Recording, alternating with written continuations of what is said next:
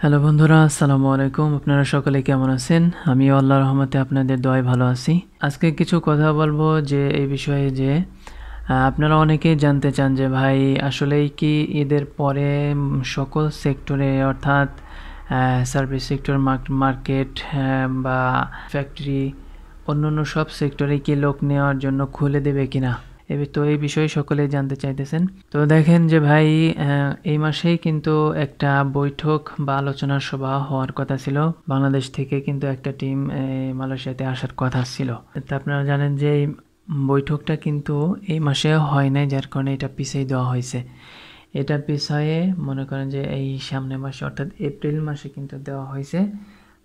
তো এই আলোচনাতেই কিন্তু এই বিষয়ে যে সকল সেক্টরের লোক আসতে পারবে কিনা, খুলে দেবে কিনা, বা প্লান্টেশন সেক্টরের লোক যে সকল লোক আসতে পারে নাই এই বিষয়ে সময়সীমা বাড়ানো হবে কিনা, সব বিষয় নিয়ে কিন্তু একটা আলোচনা বা বৈঠক হবে, সেটা কিন্তু আপনারা জানেন, কিন্তু সেটা কিন্তু হয় নাই।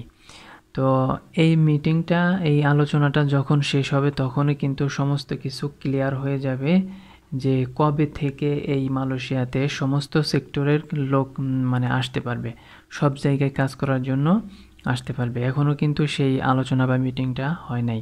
তো এই বৈঠকটা না হওয়ার কারণে কিন্তু মানে সরকারিভাবে কোনো কিছু আপডেট জানানো হয় নাই। ঠিক আছে?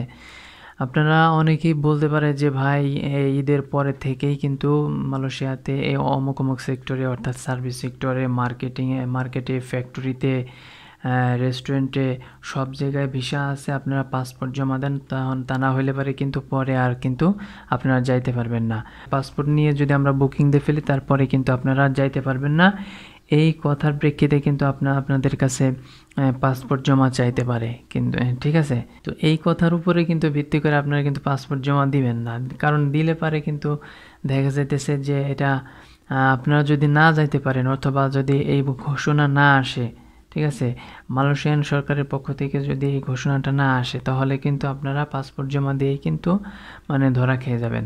ঠিক আছে? তো এই জন্য আপনারা অপেক্ষা করেন, এই আলোচনা মিটিংটা হোক, বৈঠকটা শেষ হোক, তারপরে আপনাদেরকে অফিসিয়ালভাবে আপনাদেরকে জানাই দেওয়া হবে যে এখন থেকে আপনারা বা অমুক তারিখ থেকে বা সামনের মাস থেকে সব সেক্টরের লোক নেওয়ার প্রক্রিয়া শুরু হবে, আপনারা বই জমা দিতে পারেন, পাসপোর্ট জমা দিতে পারেন। তো এই জন্য আপনাদেরকে বলি যে ভাই আপনারা মানে শুধু মানে দালালের কথা শুনে, এজেন্সিদের কথা শুনেই কিন্তু আপনারা পাসপোর্ট জমা দিয়ে ভুল করেন না।